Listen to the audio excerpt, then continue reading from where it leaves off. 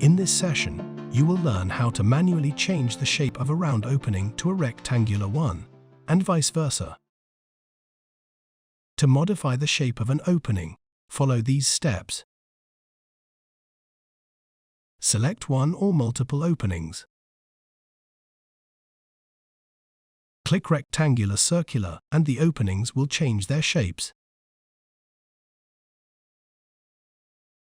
If you wish to transform a rectangular opening into a circular one, ensure that the rectangle is a perfect square with equal width and height.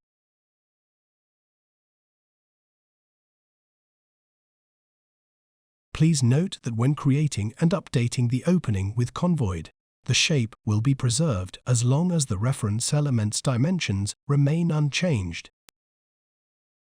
Now you're all set to move on to the next step.